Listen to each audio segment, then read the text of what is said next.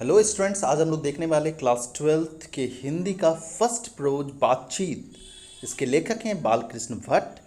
इनका जन्म 1844 में प्रयागराज उत्तर प्रदेश में हुआ और ये वहाँ के सबसे प्रतिष्ठित कवि में से एक हैं। इनकी मृत्यु 20 जुलाई 1914 को हुई और यह स्वर्ग सिधार हुए उस वक्त।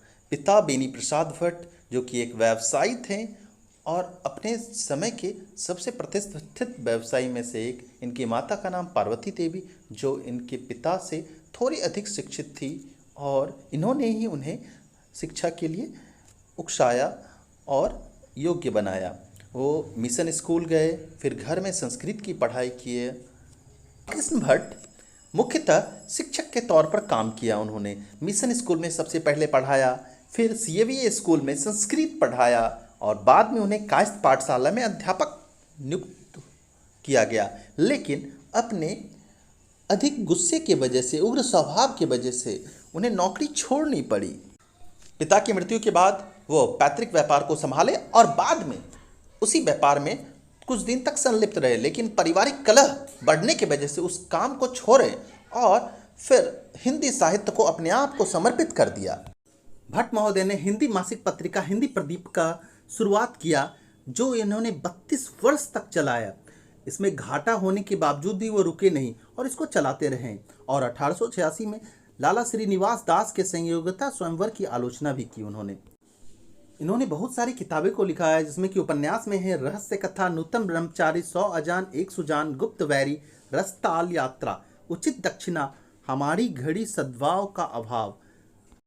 उनके द्वारा लिखे गए नाटक में से आते हैं पद्मावती, कृतार्जुनीय, वेनी सहार, शिशुपाल वध, नल दंपति, शिक्षा दान, चंद्रसेन, सीता वनवास, पतित पंचम, मेघनाथ वध, कट्टर सूम की एक नकल, वृहन्नला, इंग्लैंडेश्वरी और भारत जननी, भारतवर्ष और कली, दो दूरदेशी, एक रोगी और एक वैद, रेल का विकेट खेल, बाल विवाह।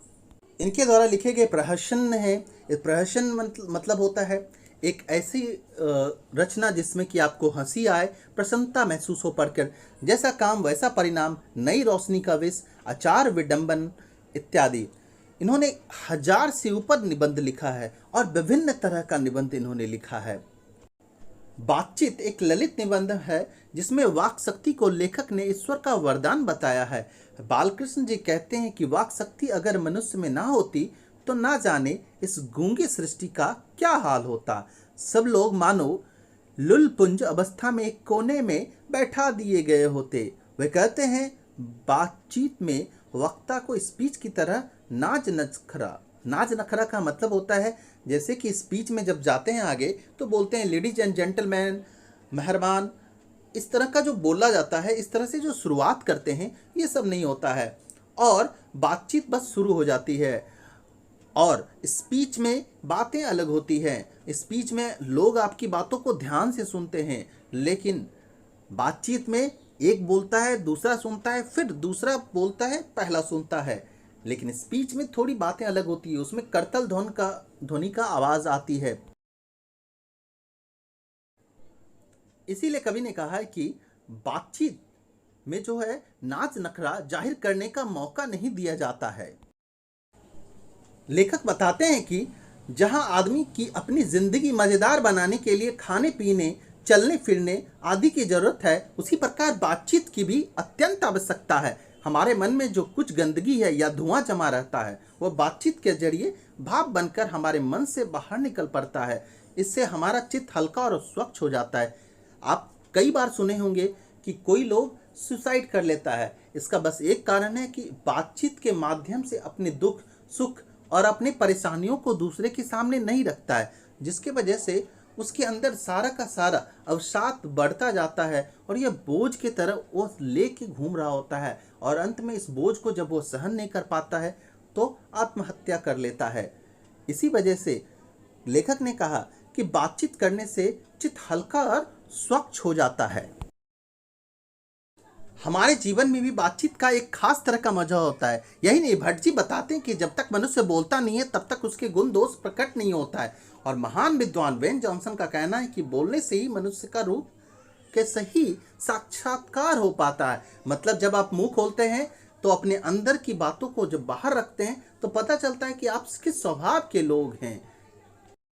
लेखक ने बातचीत के प्रकार को भी बताया है। एडिसन मानते हैं कि असल बातचीत सिर्फ दो व्यक्तियों में हो सकती है, अर्थात जब दो लोग होते हैं तब अपने दिल का एक दूसरे के सामने खोल पाते हैं। मतलब दो लोग हैं तो अपनी अपनी बातों को अच्छे तरह से बता पाते हैं, लेकिन दो से अधिक होने पर लोग बातों को छुपाना शुरू करते हैं।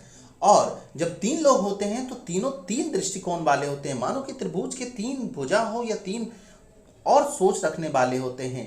लेखक तीन लोगों के बातचीत को अंगूठी में जड़ी नग जैसी होती है, और चार लोगों के बीच जो बातचीत होती है केवल फॉर्मेलिटी होती है। चार लोग जब बैठते हैं तो सिर्फ अपने अच्छाई के बारे में बात करते हैं। जब दो युवा बैठते हैं तो उनके अंदर बीच की बात युवाओं जैसी होती है। जब दो बूढ़े बैठते हैं तो वो आज के जवानों को कोसते हैं और बताते हैं उनके ज़माने में कितनी अच्छी बातें हुआ करती थी। और जब दो बुढ़िया बैठती है तो दोनों एक दूसरे को अपनी बहू बेटी की शिकायत कर रही होती है। और हाँ, जब दो खिलाड़ी बैठ रहे होते हैं या दो से अधिक खिलाड़ी बैठते हैं तो वो लोग अपने अच्छाई को बस गिनाते हैं, बड़ी बड़ी डींगे हाँक रहे होते हैं। इस तरह से जब बातचीत होती है अलग अलग लोगों की तो अलग अलग तरह की बात होती है। और दो सहेलियों के बीच, दो लड़कियों के बीच बड़ा ही रसमय बात होता है।